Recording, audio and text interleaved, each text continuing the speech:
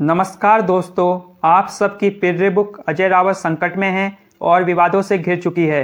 ये वही बुक है जिस पर आप और आपके कोचिंग वाले आंख बंद कर विश्वास करते हैं, लेकिन अब इस पुस्तक में बहुत बड़ा विवाद खड़ा हो चुका है और इस पुस्तक को बैन कराने के लिए मुख्यमंत्री श्री पुष्कर सिंह धामी जी को ज्ञापन सौंपा गया है। आइए अब देख लेते हैं आखिर इतना बड़ा विवाद क्यों खड़ा हुआ है। आखिर इस पुस्तक में ऐसा क्या है जिस कारण थारू समाज आक्रोशित हो चुका है और इस पुस्तक को बैन कराने की मांग उठ खड़ी हुई है और मुख्यमंत्री जी को ज्ञापन सौंपा गया है इस संबंध में। सबसे पहले आज की खबर देख लेते हैं।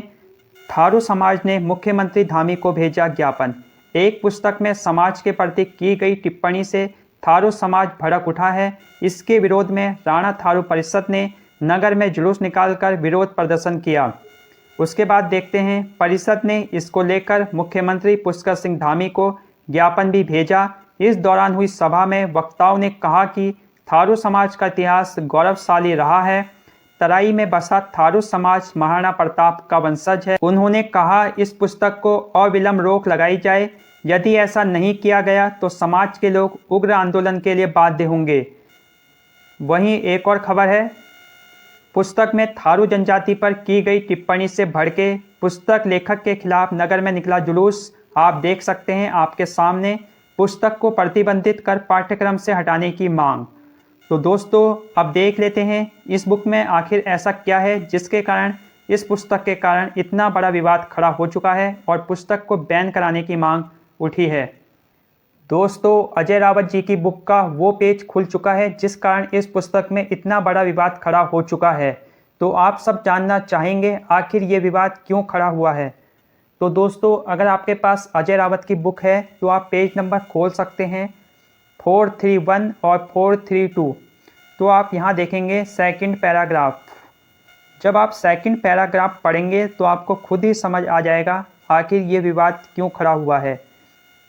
तो यहाँ कुछ चीज़ें, कुछ कथन ऐसे लिखे गए हैं जिस कारण इनमें विवाद खड़ा हो चुका है। तो आप देखेंगे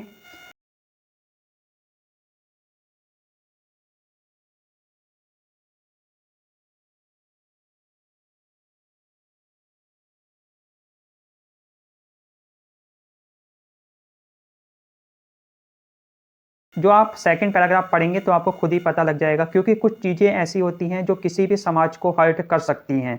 तो इसी को लेकर ये विवाद उपजा है। और आप यहाँ देखेंगे, यहाँ बताया गया है कि थारू शब्द का अर्थ पियक्कड़ होता है। तो इस प्रकार की कुछ चीज़ें लिखी गई हैं।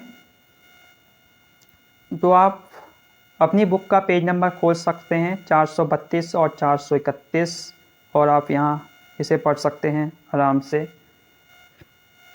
अगर आपके पास बुक नहीं है तो आप स्क्रीनशॉट खींच सकते हैं और देख सकते हैं, खुद ही विश्लेषण कर सकते हैं।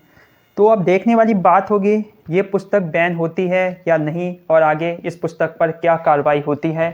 ये मांग उठी है खटीमा विधानसभा क्षेत्र से। खटीमा विधानसभा क्षेत्र थारू समाज बहुल्य क्षेत्र है। थारू समाज के अधिकतर लोग खटीमा विधानसभा क्षेत्र से रहते हैं। और अभी एक की बात करें वर्तमान की तो वहाँ से भुवन कापड़ी जी विधायक हैं और इससे पहले वहाँ के विधायक पुष्कर सिंह धामी जी थे। तो अब देखने वाली बात होगी ये मुद्दा कितनी आगे तक पहुँचता है। जहाँ तक है इस मुद्दे को आगे पहुँचने की बातें हो रही हैं और ये मुद्दा आगे पहुँच सकता है और इस पुस्तक को लेकर कुछ निर्णय आ सकता है आने वाले समय में। जो भी होगा, या तो इस प्रकार के शब्द इस पुस्तक से हट सकते हैं। जो भी आगे की अपडेट होगी इस बुक के संबंध में आपको बता दिया जाएगा। सबसे पहले बने रहिए चैनल के साथ, चैनल को सब्सक्राइब करना ना भूलें। धन्यवाद। हर अपडेट सबसे पहले आपके पास। जय उत्तराखंड।